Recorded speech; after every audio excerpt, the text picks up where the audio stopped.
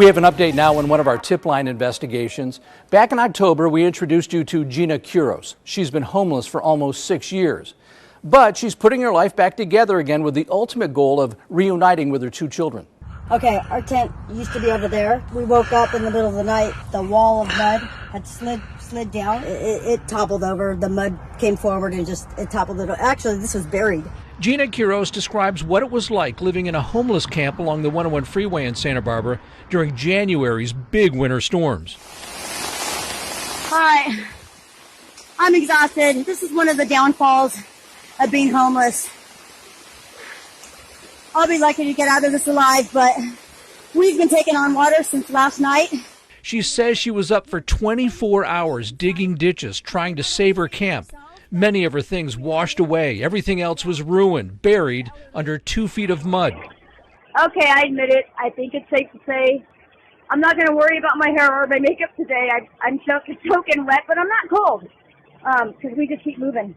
Within hours of shooting this video and running on no sleep, Gina had to keep going. I had to go to work with wet shoes and wet feet and in the rain, and it was really, really tough, but I did it.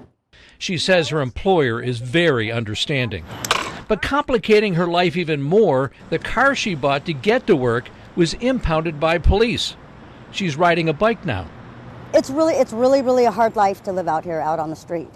So it's one of those things that it's either going to make you or it's going to break you. And I like to think that this whole experience, I have broken once.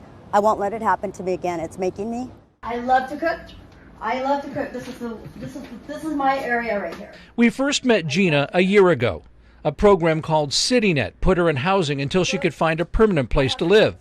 But the program ended abruptly, giving her just days to get out. They placed us indoors where we got reacclimated with being somewhat normal and functioning, and now they're thrown back out on the street. That breaks my heart. So we've been dropped off back to living homeless. Within 24 hours, she was homeless again. So I'm spending my first night back out on the street, and it is really cold. Like, I'm not used to this anymore. I'm extremely cold. Gina grew up in Goleta, had a career as a logistics manager for a large corporation. She was married with a house and 2 kids. But everything fell apart. She survived a physically and mentally abusive relationship. He ended up in jail. She turned to drugs and alcohol to numb years of trauma. They divorced, and their 2 children ended up in foster care. I've apologized to them for my part and why they were, taken away. Because the main reason why I did that is I don't want them to feel like it was because of them. We had rebuilt that. I did this. Gina's path to sobriety started at Cottage Hospital. She went into a domestic violence program and received psychological help. She's been sober since February 17th, 2020. Her goal now, reuniting with her kids. I know for a fact that the courts will not release her children back to her until she has housing. But here's the catch-22. So if you're applying for housing, she doesn't have her children yet. So how do you apply for children that are still in the foster care system? Heike Heisen works for AmeriCorps. She first met Gina at a homeless camp more than 2 years ago. So this one here is a release form and she's been helping her through the bureaucratic maze ever since. The magic ticket is getting a housing voucher from Santa Barbara County, and that's not easy. Without it, reuniting with her kids is impossible. Okay, I just got out of my briefing, and I got my housing voucher. I can't believe it. It's a lot of hard work, but I have it. Praise God. And they actually handed me the voucher. It had my name on it, and it was a long. I got very emotional about it because that's reunification with my kids, and that's everything to me.